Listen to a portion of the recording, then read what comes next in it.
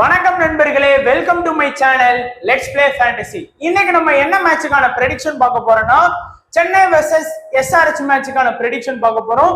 இந்த வீடியோ உள்ள பாக்குறதுக்கு முன்னாடி நம்ம ஒரு சின்ன ரிக்வெஸ்டா பாத்தீங்கன்னா, இது வரைக்கும் நம்ம சேனல்ல எத்தனையோ வீடியோஸ் அப்லோட் பண்ணியிருக்கோம், நிறையவும் வியூஸ் போயிருக்கு, 40,000 வியூஸ் எல்லாம் போயிருக்கு. ஆனா இது வரைக்கும் பாத்தீங்க அப்படின்னா நம்ம சேனல்ல பாத்தீங்க அப்படின்னா ஹையஸ்டா லைக்ஸ் அப்படிங்கிறது ரொம்பவே கம்மியா தான் வாங்கியிருக்கு. அதாவது ஒரு 800 லைக் வரைக்கும் போயிருக்கு. ஸோ அதனால இந்த மேட்ச் பாத்தீங்க அப்படின்னா ஒரு 1000 லைக் பாத்தீங்கன்னா ஒரு டார்கெட்டா வச்சிருக்கிறோம். ஸோ உங்களால முடியாதுன்னு ஒண்ணுமே இல்லை.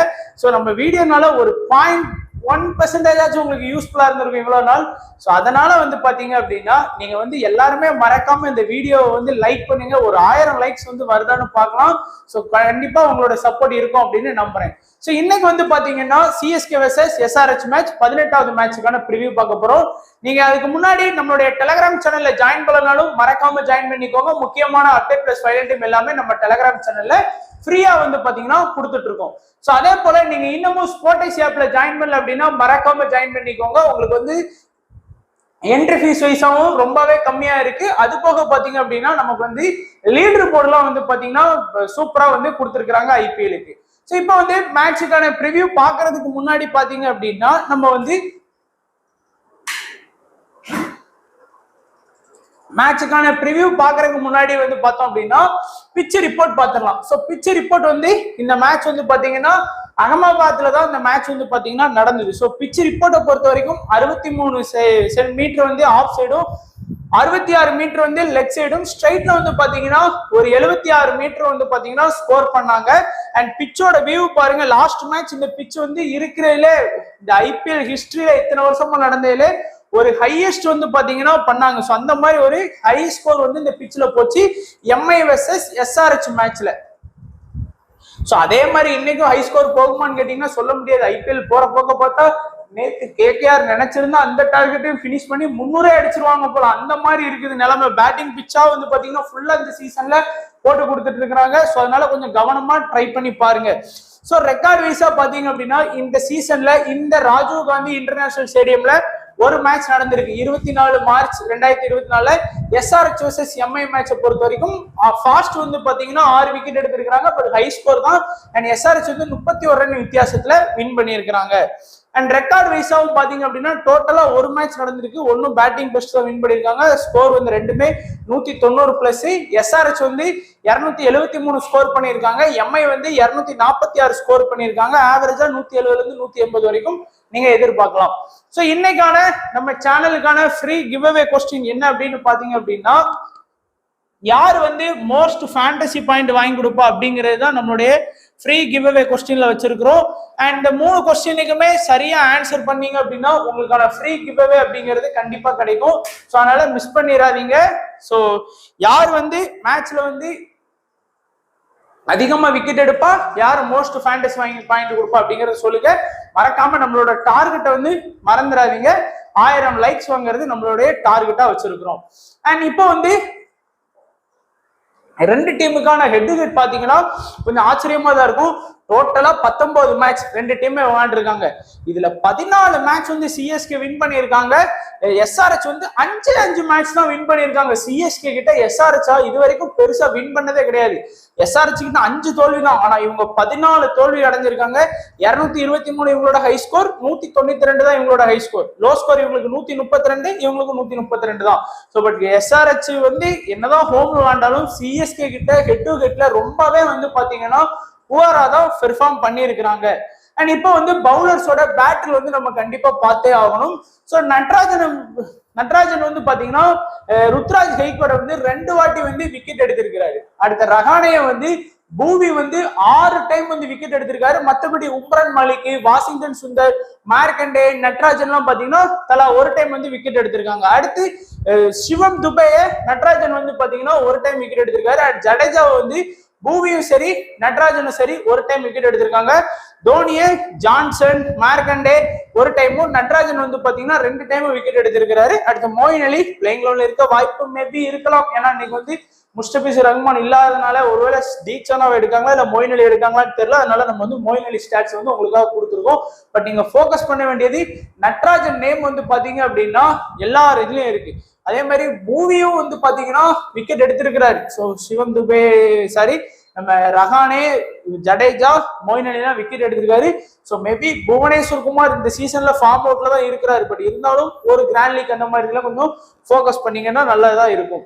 அடுத்து பாத்தீங்க அப்படின்னா எஸ்ஆர்ஹெச் பிளேயர்ஸ் பார்த்தோம் அப்படின்னா மயங்க் அகர்வால, ஜடேஜா 2 டைமும், தீபக் சகார், தீக்ஷனா வந்து ஒரு டைம் விக்கெட் எடுத்திருக்காங்க. திரிபாதிய ஜடேஜா வந்து 3 வாட்டி விக்கெட் எடுத்திருக்கிறாரு. மார்க்ரம, தீபக் சகாரும் தீக்ஷானாவும் ஒரு டைம் விக்கெட் எடுத்திருக்காங்க. கிளேசனை, பத்திரானா ஒரு டைமும், தீக்ஷானா 2 டைம் விக்கெட் எடுத்திருக்காங்க.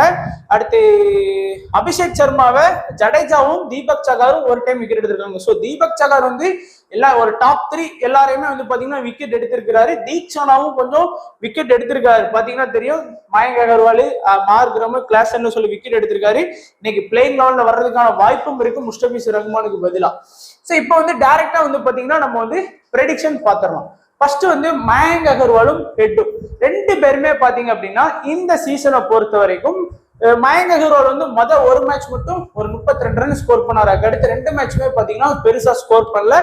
பட் மயங்க் அகர்வால் கொஞ்சம் நல்லா ஆடக்கூடிய பிளேயர். அந்த பவர் பிளேல எல்லாம் கொஞ்சம் டே செட் ஆச்சு அப்படின்னா கண்டிப்பா அவரால் வந்து பாத்தீங்கன்னா நல்லா ஸ்கோர் பண்றதுக்கு முடியும். அதை கொஞ்சம் ஞாபகம் வச்சுக்கோங்க.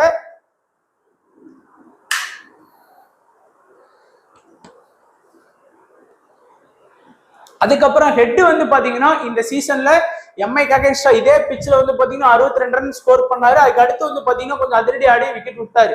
ஸோ 2 பேருமே கொஞ்சம் ஹார்டு ஹிட்டர்ஸ் தான். கொஞ்சம் தீபக் சகார் நினைச்சாருன்னா கொஞ்சம் விக்கெட் எடுக்கிறதுக்கு ஈஸியா இருக்கும். தீபக் சகாரும் தேஷ்பாண்டே தான் இன்னைக்கு வந்து இனிஷியல்ல பவுல் பண்ண போறாங்க. அதுக்கு அடுத்து வந்து பாத்தீங்கன்னா அபிஷேக் சர்மா எல்லாத்தோட இந்த சீசன்ல வந்து நல்லா ஆடிட்டு இருக்காரு. பாருங்க 32, 63, 29 சொல்லி நல்ல ஒரு இன்னிங்ஸ் ஆடிட்டு இருக்காரு. அதுக்கு அடுத்து மார்க்ரம் பாத்தீங்க அப்படின்னா ஒரு ஃபாரின் பிளேயரா எனக்கு தெரிஞ்சு மார்க்ரம் வந்து அந்த லெவலுக்கு ஒர்த் இல்ல. ஐபிஎல் பொறுத்த வரைக்கும் அதாவது அந்த டீமுக்கு அவர் உதவல. நம்ம ஃபேண்டசியை பொறுத்த வரைக்கும் பாத்தீங்கன்னா அவர் 18 ரன், 42 ரன், 17 ரன் அடிக்கிறதுக்கு நம்ம ஒரு பவுலரை கூட ட்ரை பண்ணிடலாம். ஒரு மினிமம் ஒரு விக்கெட் எடுத்து கொடுக்கக்கூடிய ஒரு பவுலரை. ஸோ அதனால அது கொஞ்சம் கவனமா பாத்துக்கோங்க. அடுத்து கிளாசன் சொல்ல வேணா இந்த சீசன்ல சூப்பரா ஆடிட்டு இருக்காரு. அடுத்து அப்துல் சமாட் வந்து பாத்தீங்க அப்படின்னா பெருசா ஒண்ணுமே ஆடுறது இல்லை. முதல் மேட்ச் 15, ரெண்டாவது லாஸ்ட் மேட்ச் வந்து ஒரு 29 ரன் தான் ஸ்கோர் பண்ணாரு. பட் கொஞ்சம் ஃபீல்டிங்ல வந்து பாயிண்ட் வாங்கி கொடுக்கறதுக்கு அப்துல் சமடாட முடியும். ஒரு 2 கேட்ச்ல மினிமம் ஒரு கேட்ச் கிட்ட எடுக்கிறாரு எல்லா மேட்சுமே. அடுத்து சபாஸ் அகமட் ஒரு ட்ரம்பிக்கா யூஸ் பண்ணலாம். ஃபர்ஸ்ட் மேட்ச் வந்து 16 பாயிண்ட், 2ஆம் மேட்ச் ஒரு 25 பாயிண்ட், 3ஆவது மேட்ச் ஒரு 50+ பாயிண்ட் அப்படின்னு சொல்லி எல்லா மேட்சுமே சைலண்டா பாயிண்ட் வாங்கி கொடுத்துட்டு இருக்காரு சபாஸ் அகமட். கம்மின்ஸ் மினிமம் ஒரு விக்கெட் கேரண்டி பிளஸ் கேப்டன் அப்படிங்கிறதுனால கண்டிப்பா 4 ஓவர் அவர் பவுல் பண்றாரு. அடுத்து பூவி இது வரைக்கும் பாத்தீங்கன்னா 4 ஓவர் பவுலிங் பண்ணிருக்காரு. 2 ஓவர் ஸ்டார்டிங்லயும், 2 ஓவர் டெத்லயும் பவுல், 1 ஓவர் மிடில்லயும், 1 ஓவர் டெத்லயும் பவுல் பண்றாரு. பட் விக்கெட்டே எடுக்கல. ஒருவேளை சிஎஸ்கேக்கு அகைன்ஸ்டா கம்பேக் கொடுக்கலாம். அடுத்து மார்க்கண்டே மினிமம் ஒரு விக்கெட் எடுத்து கொடுக்கக்கூடிய ஒரு பவுலர் தான். இருக்கிறதுல இந்த டீம்ல இருக்கக்கூடிய மெயின் ஸ்பின்னர் அப்படிங்கிறதுனால கொஞ்சம் இம்பார்ட்டன்ஸ் கொடுக்கலாம். நட்டு இன்னைக்கு விளாடுறதுக்கான வாய்ப்பு அதிகமா இருக்கு. விளாண்டாருன்னா டெத்ல வந்து அவர் தான் வந்து கட்டாயமா பவுல் பண்ணி விக்கெட் எடுப்பாரு. குறிப்பா ஃபர்ஸ்ட் இன்னிங்ஸ்லனா இம்பார்ட்டன்ஸ் கொடுங்க. உனட்கட்டு ஆடுறதுக்கான வாய்ப்பும் இருக்குது. ஸோ இப்போ என்ன பொறுத்த வரைக்கும் பாத்தீங்கன்னா இந்த மேட்ச்ல நீங்க கொஞ்சம் டிஃபரன்ஷியலா யோசிக்கணும் அப்படின்னு நினைச்சீங்கன்னா மயங்க் அகர்வாலை வந்து கொஞ்சம் டிஃபரன்ஷியலா நீங்க கொஞ்சம் யோசிங்க. அதே மாதிரி சபாஸ் அகமடையும் கொஞ்சம் டிஃபரன்ஷியலா நீங்க யோசிக்கலாம். அதுக்கு அடுத்து வந்து பார்த்தோம் அப்படின்னா புவனேஸ்வர் குமாரையும் நீங்க கொஞ்சம் டிஃபரன்ஷியலா யோசிக்கலாம். ஸோ இந்த 3 பேருமே உங்களோட கேம் சேஞ்சரா இருக்கலாம். இந்த 3 பேரை நீங்க ரிஸ்கா உங்களோட டீம்ல யாராச்சும் ஒருத்தரை ட்ரை பண்ணி அவங்க பெஸ்டா பாயிண்ட் வாங்கி கொடுத்தாங்களா நீங்க வந்து ஒன் சைடா வின் பண்றதுக்கான வாய்ப்பு அதிகமா இருக்கு, பிரகாசமாவும் இருக்கு.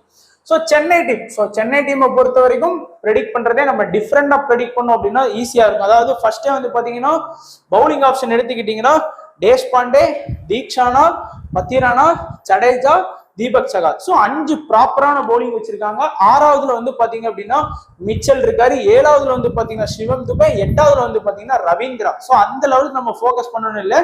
இந்த 5 பவுலிங் ஆப்ஷன்லயும் பாத்தீங்க அப்படின்னா டெத்ல பவுல் பண்றது, குறிப்பா ஃபர்ஸ்ட் இன்னிங்ஸ்ல சிஎஸ்கே பவுல் பண்ணாங்க அப்படின்னா இந்த பத்திரானா, தேஷ்பாண்டே, இந்த 2 பேருமே டெத்ல அட்டாக் பண்ணிடுவாங்க. ஏன்னா 20 ஓவர் கம்ப்ளீட்டா பவுலிங் பண்ணி ஆகணும் அப்படிங்கறத கண்டிப்பா வந்து பாத்தீங்கன்னா பவுல் பண்ணுவாங்க. ஸோ விக்கெட் வந்து கண்டிப்பா கிடைக்கும். லாஸ்ட் மேட்ச்லயுமே அப்படிதான். என் ஃப்ரெண்ட் வந்து நல்லா சொன்னா 3 விக்கெட் பத்திரானா 2 விக்கெட் எடுப்பாங்க கண்டிப்பா ஃபர்ஸ்ட் இன்னிங்ஸ் டிசி கூட. ஸோ ட்ரை பண்ண பட் நம்ம தான் போயிட்டு ரவீந்திரா கேப்டனா போட்டு அந்த மேட்ச் தோத்தோம். ஸோ ஒரு கேப்டன் வைஸ் கேப்டன் தான் இந்த இதுல கரெக்டா ஐபிஎல் வந்து captain vice captain minimum point வாங்கி கொடுக்குற மாதிரி போட்டீங்கன்னா வின்னு. லாஸ்ட் மேட்ச் நம்மளோட டீம் நல்ல டீம், டிசி வர்சஸ் அந்த கேகேஆர் மேட்ச்ல நல்ல டீம் தான் கிரியேட் பண்ணோம். ஆனா வைஸ் கேப்டன் நம்ம மிச்சல் மார்க்ஸ், வைஸ் கேப்டன் யாரெல்லாம் நிறைய போட்டாங்களோ அவங்க வின்னு, கேப்டன் யாரெல்லாம் நிறைய போட்டாங்களோ அவங்க வின்னு. அவ்வளவுதான், வேற ஒண்ணும் பண்ண முடியாது. நம்ம பிளேயர்ஸ் என்னதான் ஆனாலும் கேப்டன் வைஸ் கேப்டன் செட் ஆகலன்னா முடிஞ்சு போச்சு. அதனால கேப்டன் வைஸ் கேப்டன் ரொம்ப கவனமா ட்ரை பண்ணுங்க. ஸோ தேஷ்பாண்டே, பத்திரானா, ஜடேஜா இந்த 3 பேருக்குமே நீங்க இம்பார்ட்டன்ஸ் கொடுக்கலாம். ஏன்னா ஜடேஜா வந்து இந்த ஒரு மேட்ச் மட்டும் தான் ஃபிளாப், மீதி எல்லா மேட்சுமே நல்ல பாயிண்ட் வாங்கி கொடுத்துருக்காரு. பேட்டிங் பேக்கப்பும் இருக்கு. ஸோ அதனால இந்த 3 பவுலிங் ஆப்ஷனுக்கு இம்பார்ட்டன்ஸ் கொடுத்தீங்க அப்படின்னா நீங்க வந்து ருத்ராஜ் கைக்வாடுக்கு வந்து என்னதான் அவர் ஆனாலும் நீங்க இம்பார்ட்டன்ஸ் கொடுக்க போறோம். ரவீந்திர ஜடேஜாக்கும் சரி, ரவீந்திராக்கும் சரி இம்பார்ட்டன்ஸ் கொடுக்க போறோம். 2 பேட்டிங் நம்ம சூஸ் பண்ணியாச்சு. ஒன்னு ரஹானேயா, சிவம் துபேயா, மிச்சலா. இந்த 3 பேர்ல ஏதாச்சும் ஒருத்தரை தான் எடுக்க முடியும் உங்களால. அதாவது இந்த பவுலிங் 3 பவுலிங் ஆப்ஷன்ல போனீங்கன்னா ஒருத்தரை தான் பிக் பண்ண, 2 பேரை கூட பிக் பண்ணிக்கலாம். இல்ல நீங்க வந்து தீபக் சகார் வேணும்னு நினைச்சீங்க அப்படின்னா 4 பவுலிங் ஆப்ஷன் எடுத்துட்டீங்க. 5வது வந்து ருத்ராஜ் கைக்வாட், 6வது வந்து ரவீந்திரா, 7வது வந்து ரஹானேயா, சிவம் துபேயா, மிச்சலா. இந்த மாதிரி இருக்கணும். இல்ல எனக்கு வந்து தீபக் சகார் வேணாம்னீங்கன்னா ரஹானே, சிவம் துபே, மிச்சல் இந்த ஆப்ஷனோட போகலாம். பட் என்ன பொறுத்த வரைக்கும் தீபக் சகாரை மிஸ் பண்ணாதீங்க. மினிமம் 1 விக்கெட்னாலும் எடுத்து கொடுத்துருவாரு இனிஷியல்ல. ஸோ அதனால தீபக் சகாரை வச்சுட்டு இந்த ரஹானே, சிவம் துபே, மிச்சல்ல வந்து யாராச்சும் ஒருத்தரோட போங்க. ஸோ ஃபர்ஸ்ட் வந்து பாத்தீங்கன்னா ஒரு சின்ன ஒரு கம்பாரிசன். 27 பாயிண்ட், ஒரு 34 ரன்னாலும் ஒரு பாயிண்ட் கணக்கு வயசா வச்சுக்கோங்க. 34 and 22. ஸோ இந்த மேட்ச்ல வின்னர் வந்து பாத்தீங்கன்னா சிவம் துபே. அடுத்து வந்து பாத்தீங்கன்னா 12, 51, ஒரு 25, ஒரு 22, 47. ஸோ அப்படி பார்த்தாலும் சிவம் துபே தான் லீடிங்ல இருக்கிறார். அடுத்து மிச்சல் வந்து 34 and இங்க 18, இங்க 45. ஸோ ரஹானே. ஸோ இந்த 3 பேர்ல யார் பெஸ்ட்னு கேட்டீங்கன்னா சிவம் துபே தான் ஸ்டில் அதிகமா பாயிண்ட் வாங்கி கொடுத்துருக்காரு. ஸோ அந்த மாதிரியே ட்ரை பண்ணலாம். இல்ல எனக்கு வந்து மிச்சல் வேணும், பவுலிங் ஆப்ஷன் இன்னைக்கு அவருக்கு இருக்கும் அப்படின்னு நினைச்சீங்கன்னா ட்ரை பண்ணலாம். ஏன்னா இன்னைக்கு வந்து கண்டிப்பா ஒரு 6வது பவுலிங் ஆப்ஷன்ல அவர் இருக்காரு. ஒரு 2 ஓவர் பவுலிங் பண்ணி ஒரு விக்கெட் எடுத்துட்டாருன்னா கூட முடிஞ்சு. ஸோ அதனால மிச்சலை கூட நீங்க சிவம் துபேக்கு பதிலாக போக்கஸ் பண்ணியாகலாம். இப்போ சமீர் உஸ்மிலாம் யாருமே ஸ்மால் லீக்ல அவர் 100 ரன் அடிச்சாலும் பிரச்சனையே இருக்காது. அந்த மாதிரி பிளேயர் தான் அவரு. ஸோ அதனால அதே மாதிரிதான் டோனி இன்னைக்கு 100 ரன் அடிச்சா கூட நமக்கு வந்து பெருசா இருக்காது. ஸ்மால் லீக் சொல்றேன். ஏன்னா எல்லாருமே கிளாஸ் தான் விக்கெட் கீப்பிங் ஆப்ஷன்ல எடுப்பாங்க. டோனிக்கு பேட்டிங் சான்ஸ் கிடைக்கோ இல்லையான்னு சொல்லி எடுக்க மாட்டாங்க. ஒரு மேட்ச் 37 ரன் அடிச்சிட்டாரு, முதல் 2 மேட்ச் விளையாடவே இல்லை. ஸோ அதனால யாருமே பெருசா போக்கஸ் பண்ண மாட்டாங்க. ஸோ இப்போ ஸ்மால் லீக் டீம் பாத்தீங்கன்னா கட்டாயமா உங்களுக்கு வந்து ஒரு சில ஐடியாஸ் கிடைக்கும். ஸோ பேட்டிங்கை பொறுத்த வரைக்கும் சென்னைக்கு வந்து ருத்ராஜ் கைக்வாட், சிவம் துபே, ஜடேஜா, ரவீந்திரா 2 பேரும் ஒரே மாதிரி முடிவெட்டு எனக்கு டப்புனு ஜடேஜா தான் ஞாபகம் வருது. ஸோ பத்திரானா, தீபக் சகார், தேஷ்பாண்டே. ஸோ இந்த சிவம் துபே இடத்துல அஜாய்கே, ரஹானையும் எடுக்கலாம், மிச்சலையும் நீங்க வந்து பிக் பண்ணிக்கலாம். 2 பேரும் உங்களுக்கு ஆப்ஷன் இருக்கு. இல்ல நீங்க தீபக் சகாருக்கு பதிலாகவும் இந்த 2 பேர்ல யாராச்சும் ஒருத்தர் எடுக்கணும் கூட நீங்க எடுத்துக்கலாம். மற்றபடி கிளாசனு, ஹெட்டு, நட்ராஜன், கம்மின். ஸோ சேஃபா தான் டீம் கிரியேட் பண்ணியிருக்கோம். கேப்டன் வைஸ் கேப்டனை பொறுத்த வரைக்கும் ருத்ராஜ், ரவீந்திரா. ஏன்னா இந்த பிச் வந்து பேட்டிங்க்கு சப்போர்ட் பண்ணும் அப்படிங்கறதுனால ட்ரை பண்ணிருக்கோம். பத்திரானா, ஹெட்டு, கிளாசனையும் ட்ரை பண்ணுங்க. அண்ட் இங்க பாத்தீங்கன்னா சிவம் துபே, தேஷ்பாண்டே, மார்க்கண்டே, பூவி, சபாஸ் அகமது எல்லாருமே கொஞ்சம் சைலண்டா இருக்கக்கூடிய ஒரு பிளேயர்ஸ் வந்து நம்ம ட்ரை பண்ணியிருக்கோம். அது மட்டும் இல்லாம நட்ராஜனையும் நீங்க வந்து பத்திரானாவை கேப்டனாகவும் வைஸ் கேப்டனா வந்து நட்டுவையும் நீங்க ட்ரை பண்ணீங்க அப்படின்னா ஒரு கிராண்ட் லீக் டீம்ல பெஸ்டா இருக்கும். ஸோ அந்த மாதிரி ட்ரை பண்ணுங்க. 2 டீமோட டெத் பிளேயர்ஸையும் வந்து பாத்தீங்கன்னா கேப்டன், வைஸ் கேப்டன்.